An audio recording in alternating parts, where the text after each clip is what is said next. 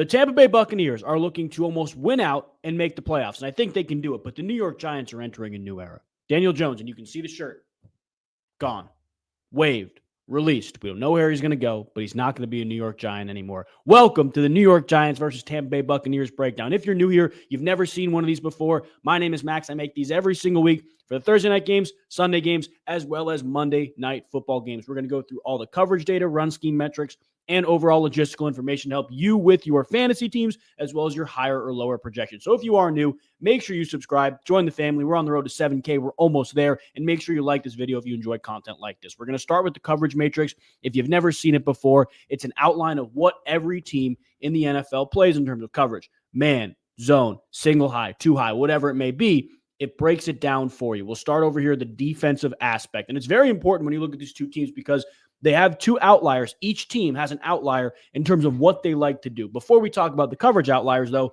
a couple overall production outliers. Three things to note. Last four games, Giants allowing 170 rush yards per game to opposing running backs. Bucs running backs should have some success on the ground. We'll talk a little bit about that in a minute.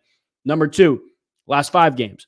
Bucs are allowing 165 yards to opposing wide receivers. That's bottom 10 in the NFL, as well as 83.5 yards per game to opposing tight ends. They struggle through the air. They're solid on the ground. They have not been great on the ground this year. They're solid, but they're not great through the air, and teams take advantage of it. That's the bottom line. So when you're looking at this coverage data, it's very important to understand that it's going to play a big part in this game. And we're going to start over here with the Tampa Bay Buccaneers because the Buccaneers are the most zone-heavy team in the entire NFL. You can see it. 81.4% of their snaps come against zone, and they don't really play a ton of man. That's the reality. Fantasy points per dropback, they're not great against zone, as you can imagine, but it doesn't really matter. The Giants are switching quarterbacks. We got the Tommy Cutler shirt over here, too. I'll pull it up real quick. We got the Tommy. Give you guys a full angle over here.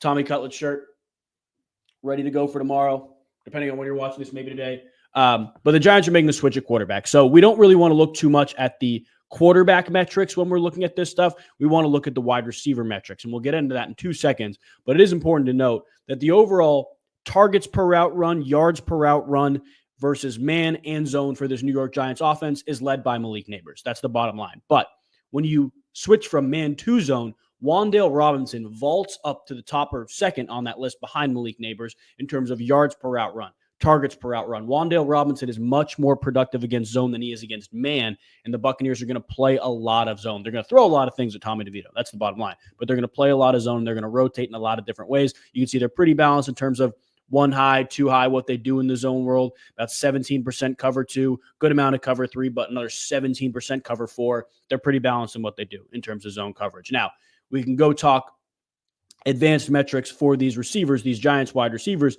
and it is very, very important to note that even though the numbers increase for Wan'Dale Robinson, the Bucs are getting targeted out wide at the third highest rate in the NFL. You see that right there, 44.4%. They're getting targeted at the third highest rate out wide in the entire NFL. Now, they are getting Jamel Dean back. Does he make a huge difference? Does he play significant snaps? I don't know. He's activated off IR. We have to wait to see if he actually plays, but he's eligible to play.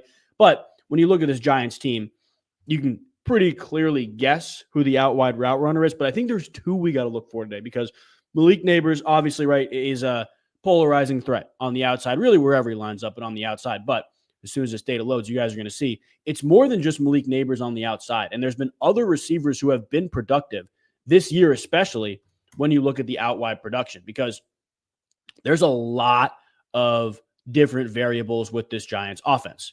The overall out wide route production, obviously you can see number 1 is Darius Slayton, right?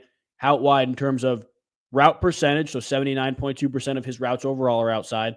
Malik Nabers, 77% of his routes. Even though Nabers missed 2 games, his route production is still a little bit lower than Darius Slayton. And this is the big one, though.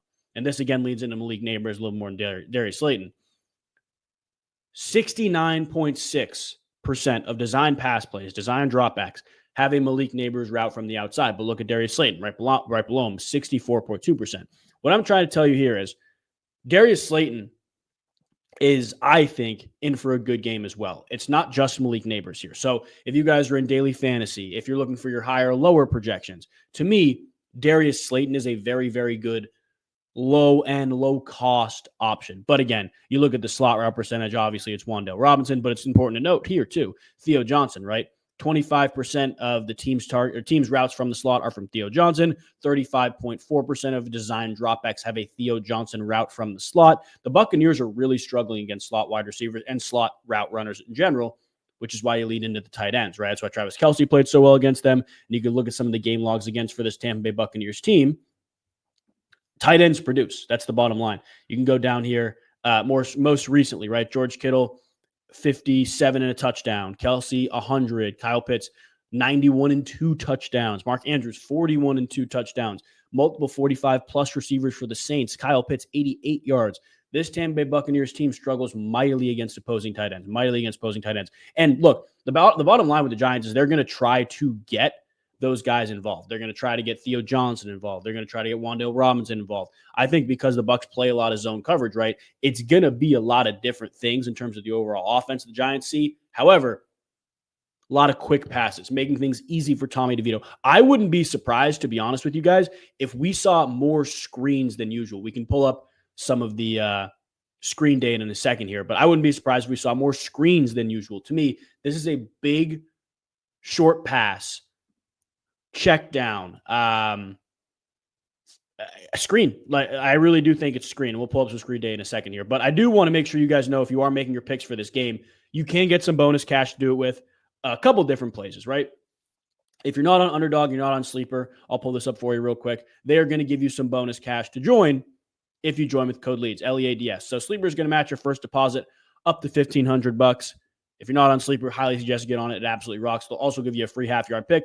Same with Underdog. They're going to give you a deposit bonus up to $1,000, and then Better is going to match your first deposit up $200. So if you're making picks on the game, I think you lean in Darius Slayton. I think you lean in Theo Johnson. Make sure you get some bonus cash to do it with. So when you look at these screen data, just again, I think it's going to be a lot of simple stuff for Tommy DeVito. I think it's going to be a lot of checkdowns, quick passes, but the screen game is going to play a big part in it.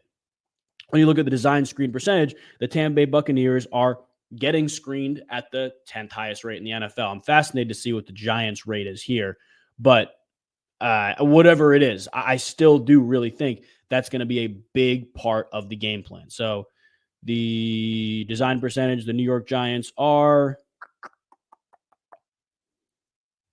not bottom 10, right in that middle 10, the 13th fewest screens. So they don't throw a ton of screens, but again, when you have Tommy DeVito, when you have a new quarterback playing his first start of the year, I think it becomes more prominent. I think it becomes a bigger thing, but we wait to see. And to be honest with you, I'm going to lean into the out wide guys. I'm going to lean into Darius Slayton, and I'm going to lean into Malik Neighbors. Theo Johnson, depending on what his projection is when it's kickoff, is a little low. Yeah, I'll get on it, but I think those are the three guys I'm looking at in terms of the Giants. Theo Johnson, obviously Malik Neighbors, but also Darius Slayton. Don't count out Darius Slayton. Let's talk Tampa Bay Buccaneers, because we just talked about it, right? The Tampa Bay Buccaneers are good offensively, and they're getting Mike Evans back. We don't know how much Mike Evans is going to play, and Todd Bowles was actually very outwardly clear with that. Like, he was like, Mike Evans is going to play. He's ready to play. But if we need to pull him because he's not fully healthy, we're going to do it. He didn't even think about it. So that is an interesting aspect to this. We can look at the Giants coverage data as well, but the big thing for me here, at least, is the ground game. Now, the Giants, when you look at the overall target rate, not really getting targeted a ton on the outside, 12th highest, so 41.8%. But to me, it's the running back production. 4th highest running back rate in the entire NFL in terms of overall targets. And then you want to look at the design rate here. Not getting designed at a super high rate, but guys like Bucky Irving, who are going to run more routes for the Tampa Bay Buccaneers, are very, very interesting. So we can pull up the Buccaneers route data here. My guess, just off the top of my head, it's going to be pretty balanced between the Buccaneers running backs, but Rachaad White has a few more routes. He's been playing a little bit more, but you look at the back rate, right? 83.2% for Rachaad White, 81.5% for Bucky Irving, but he is in a lot more design pass plays. So Rachaad White receiving yards is very interesting to me. He is running a route in 40.9% of dropbacks, which is actually pretty high for a running back. And his yards per route runs 1.88 every single route he runs. You go the 144 across 9 games for him, really, but 15-ish routes a game. And a little under half of those, he is actually running a route, 1.88 yards per route run. You figure that, 1.88 or 2-ish times 7.5 routes. about 15 receiving yards, with multiple receptions, I think. So Rachaad White, very fascinating to look at, but I want to look at the run data here because the New York Giants really struggle against the run. In terms of overall, 147.1 yards per game. That's the fourth most in the NFL given up. Yards per carry, the most yards per carry in the entire NFL. The most yards per carry in the entire NFL. It's crazy. I know. Overall rush attempts, not crazy. Middle of the pack, 279, but the overall rush yards per game, the overall rush yards per carry. And look at this. The most explosive runs in the entire NFL in terms of percentage. 8.6% of opposing runs are explosive. That's 10 plus. So I want to, or 15 plus, I want to now go break down what the Buccaneers do offensively in terms of their run scheme, because the New York Giants, when you look at how they are against different run schemes, it's honestly pretty balanced. Like, they're not great against zone. They're fourth highest yards per carry against zone, and they're very balanced in terms of how much they're facing each. So 118 carries against zone, 116 carries against man gap, but fifth highest in man gap. So they're bad, but they're balanced in how bad they are with zone and man. Let's look at the Tampa Bay Buccaneers and what they like to do overall, because you can look at the overall numbers, but I have a funny feeling we can find some good data here for the man gap and frequency there. So Tampa Bay Buccaneers, pretty balanced in terms of what they do in terms of attempts, actually less than a percentage apart from man gap and overall zone. Are they better? They're much better in man gap. Okay, so the Bucs are much better in man gap. Actually, the most yards per carry in the NFL in man gap. That's very interesting. So we got to remember that.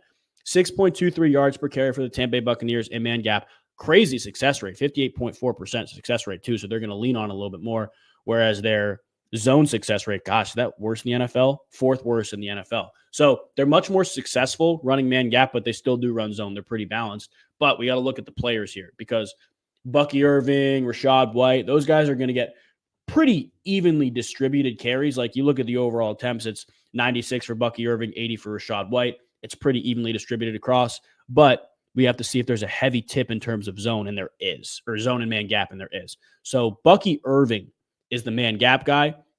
Rachaad White is the pure zone guy. So for me, Bucky Irving, who's averaging 5.63 yards per carry on almost double the amount of attempts as Rachaad White against man gap, to me, that is a big telltale sign, big telltale sign. I'll pull up the data for you guys right here. 52 attempts against man gap, 5.63 yards per carry against man gap, where the New York Giants are bad against both, but especially bad against man gap, 5-point-something yards per carry there defensively. Pull that up. 5.22 yards per carry. When the Buccaneers run the ball, they're going to have more success running man gap, and they very clearly lean on Bucky Irving in those man gap type runs. That's what they feel most comfortable with in those packages. Now, it's not to say Rachaad White can't break off a big run. You can look at this, the overall yards per carry. Actually, Sean Tucker has the highest, but he's run 15 carries at a man gap, so I'm not really worried about that. Rachaad White's 6.6 yards per carry in those man gap scheme runs. Now, Bucky Irving's more efficient across the board, so he'll get his zone. He'll be more efficient in them. But if I'm going to have to lean one running back on the Tampa Bay Buccaneers against this abysmal Giants run defense, it's Bucky Irving. I'm actually going to pull up the projections for you guys right now, because I'm fascinated to see who has projected more yards between the two. I wouldn't be surprised if it was Rachaad White. I think we could find some hidden value here in terms of overall rush yards. So Bucky Irving projected 56.5. Rachaad White projected, only 36.5. Okay, so Bucky Irving is projected more. But honestly, Rachaad White, 36.5. Little low. I like Bucky Irving against this matchup more than I like Rachaad White on the ground. But through the air, we just talked about Rachaad White receiving, right? He is projected 20.5 receiving yards. To me, that's a little bit low. To me, that's a little bit low, especially in a game where I think it could be pretty close. I don't think the Buccaneers are going to have to completely abandon the pass game, but the Giants are struggling against running backs out of the backfield. So that's where I'm leaning in those two. Overall, Giants are going to have to pass the ball in this game. They're not going to be able to run the ball wildly efficiently, even though Tyrone Tracy has been playing well. I'm leaning away from his overall rushing production, especially if the Giants are losing. They're not favorites. Leaning into Malik Neighbors. The Buccaneers are being targeted at the third highest rate on the outside in the entire NFL all year long. Malik Neighbors and Darius Slayton are running 77+% of their routes from the outside, and there's really no competition out there. So those are the guys who are going to run routes on the outside. And again, I'll pull the projections back up for you. Malik Neighbors projected 58 receiving yards and 6 catches. Like, I think 58 receiving yards is a little bit too low, especially because he's going to be going up against DBs he has an advantage against. And then Darius Slayton, 28.5 receiving yards. That's a little bit too low as well for me. Theo Johnson is the other one, though, because he's hit 35 plus in 3 straight games. He's projected 20. The Buccaneers are giving up 83.5 yards per game to opposing tight ends. I don't think this is an issue. This actually might be my favorite pick of the game, to be honest with you. Theo Johnson, 19.5 receiving yards. And then on the other side, Bucky Irving, 56.5 rushing yards. Very good. And Rachaad White, receiving yards or receptions. I'd probably lean receiving yards before I lean receptions, but those are the 5 I'm looking at. Make sure you guys comment your predictions, your picks, your score prediction for this game as well. I think this is going to be a close game. I do think Tampa pulls it out and go 23-20 Tampa, but I'm excited to see this game. I'm excited to see the Tommy DeVito era restart in New York. But I appreciate you guys watching. Again, if you're new, make sure you subscribe and join the family. Make sure you leave a like if you enjoy this content. And about, depending on when you're watching this, 5 p.m. Eastern on Sunday, the Monday Night Football breakdown for Chargers, Ravens will be out. Huge data points in that, especially for your higher, lower projections. You want to check it out. All right, God bless you guys, and we'll see you next time.